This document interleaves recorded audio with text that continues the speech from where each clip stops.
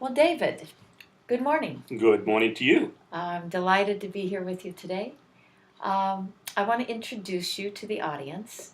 And this is David Albert. And I've known David for a while. We had a connection through a program called Coffee Strong. Correct. And David is a community member who has been active for many, many years in the community. And the program that I am very eager to hear more about is called Friendly Waters. Friendly Water for the World. Friendly Water for the World. Mm-hmm. And I'm going to let you first, why don't you start with introducing briefly the program? Okay, sure. Well, Friendly Water for the World is a Olympia-based international nonprofit organization, and what we do is help communities themselves ensure their own safe drinking water supply. Right. We don't do it for them. We give them the tools and the knowledge and the skills to be able to do it for themselves. Right. We are working in 12 countries. We have an all-volunteer board based right here in Olympia. Mm-hmm. One half-time staff person, not me, and 7 country representatives in various countries in Africa and India, and we're expanding rapidly. The main thing we do is help people learn to build what are called biosand water filters. It's a simple, appropriate technology made of all local materials, nothing brought from here, that can remove up to 99% of bacteria and virtually 100% of viruses, amoebas, parasites, worms from the water supply. Right. The result is that we know how to prevent cholera, typhoid, bacterial dysentery, rotavirus, hepatitis A, those things that are killing people in those countries. That is so fantastic. Before you leave today, I have a friend in Ghana who was talking about cholera outbreak. Yes, there's a massive cholera outbreak right now in the Congo that we're dealing with. Mm-hmm. There's also a cholera outbreak in Kenya, Yes. a small one in Uganda, and we've heard in Ghana. And now we have heard first reports of a cholera outbreak in Iraq.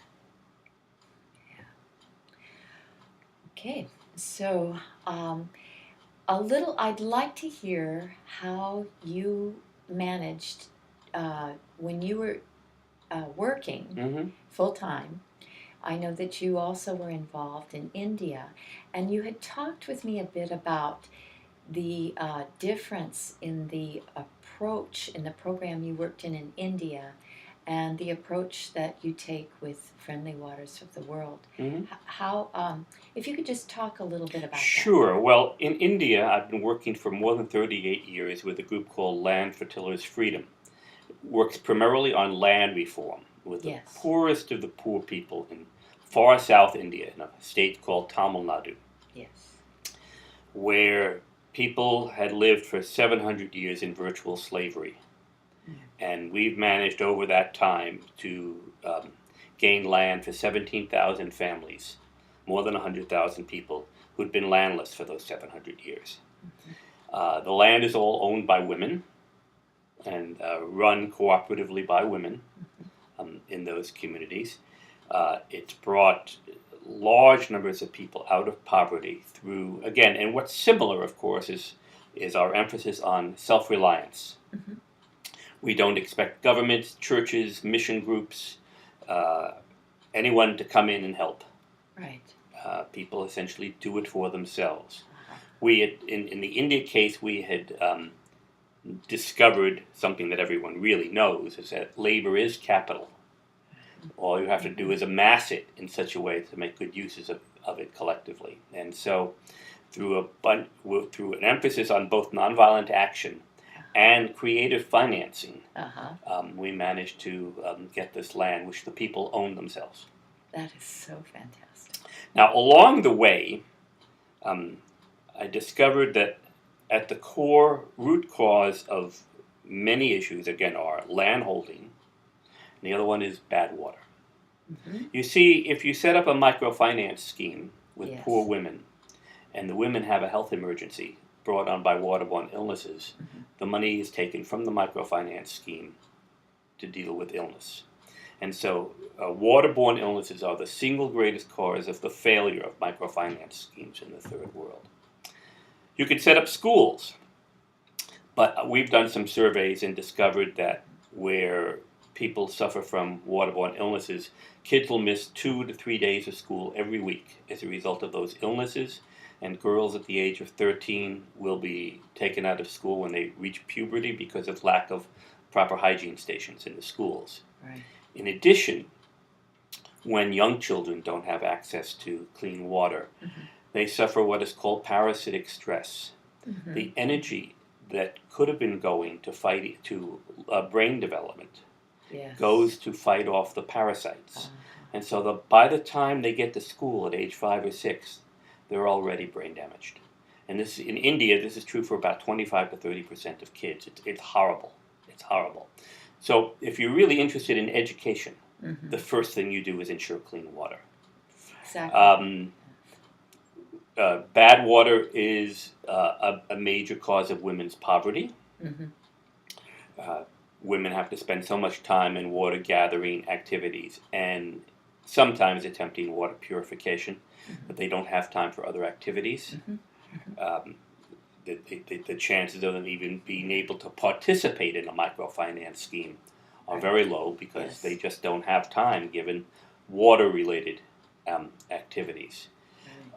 Bad water reduces productivity among people trying to work for obvious reasons. When you're suffering from bacterial dysentery, you're not likely to be very productive.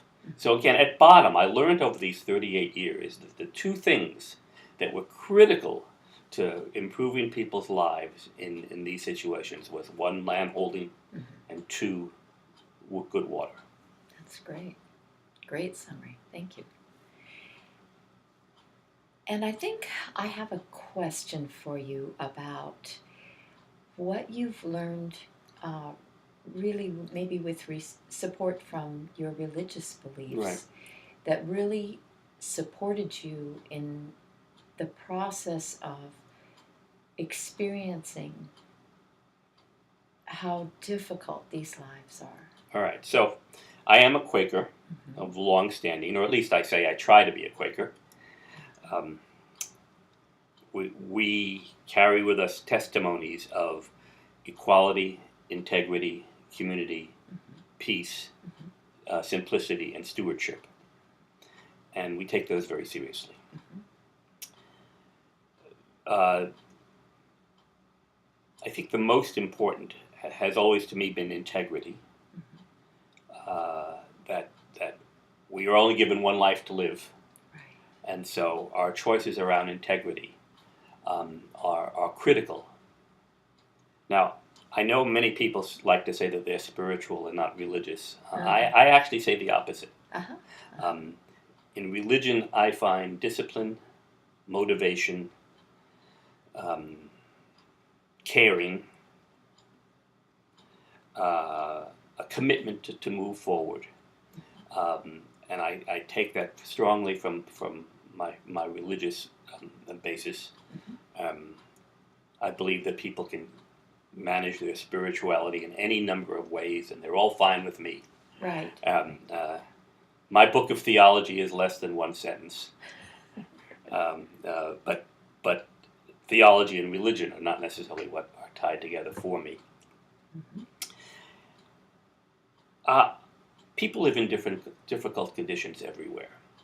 You know, I can talk about poverty and destitution and whatever in the third world. I've spent a lot of time in India and Africa over the last 40 years.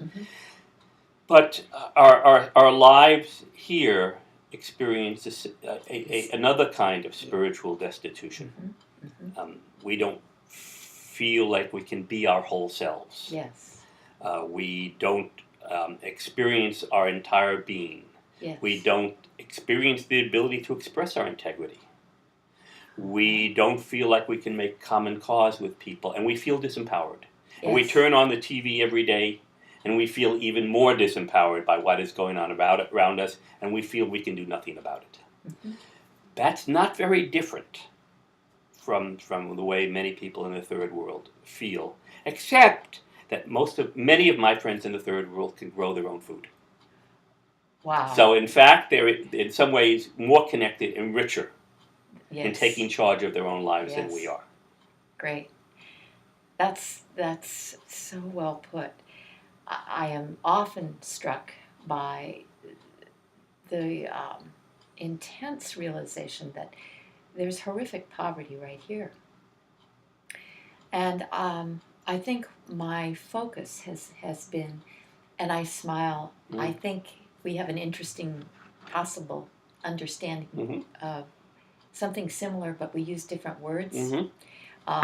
spiritual, religious, and it is incredibly powerful to me to have a strong belief that I've been here before, we've been here before, and we come back. And with that, there is so much um, a vital connection has happened for me over the last few years, just really recognizing that it isn't, you really have more than one life. But to make Oh, to them, me, one is more than enough. yeah, yeah, yes, there is that as well. It can be exhausting to bring that sense of integrity and what is real Mhm. uh, to life right here in this community. I have an example, a current one, where I upgraded my computer system, operating Oh, system. woe is you. Oh my God, it was hysterical. It was so bad. It was just so funny. So I don't feel more disassociated from my spiritual religious Mhm. belief than when I'm trying to deal with technical stuff that I really don't care about and find incredibly annoying. Just the whole notion that there's anything called privacy just sends me into this. I have conversations with George Orwell, Sure. and then I just laugh. It's all Now, can I tell you a story that's the reverse of that? yes. So, because since we work with all our partners around the world, we depend heavily on the technology. Oh, And okay. of course, I can do things in minutes or even seconds today that would have taken me months and months, if not years. And let Yes. me give you an example because I got here this morning after doing a piece of work. So, we are working in the Congo, Hmm.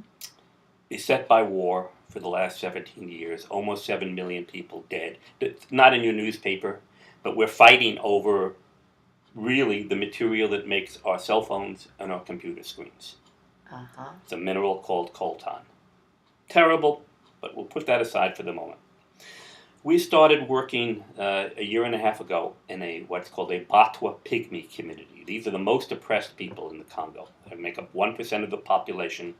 They were gathered onto essentially reservations, 27 of them, 100% unemployment. In the one place we worked, a place called Kahororo, the child mortality rate was more than 50%. More than half the children would die before the age of 5.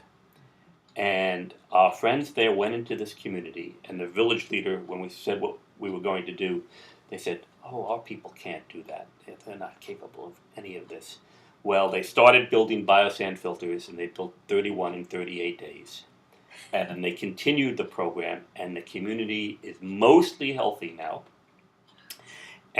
But in this middle of this program, there was a man named Kanka Shindana.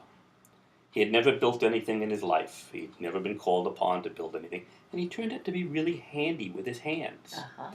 And he saw that biosand filters were made with steel molds, and he expressed the wish of becoming a welder. Great. Well, that hasn't happened yet. But he became a partner in a larger workshop that we had about 15 miles away. Well, literally in this 5-day period, we're doing a training program in another Batwa community, 450 miles to the north. Mm-hmm. Now, this man had never been further than 15 miles from his home. He managed to go with our medical officer in the Congo on an airplane. He'd never even seen an airplane before, to the community of Bene, where we were setting up a new workshop, where more than half the participants were also Batwa pygmies. And they couldn't believe a Batwa pygmy technician? A Batwa pygmy from 500 miles away who can teach us? Our medical officer didn't even speak the local language of the Batwa pygmy,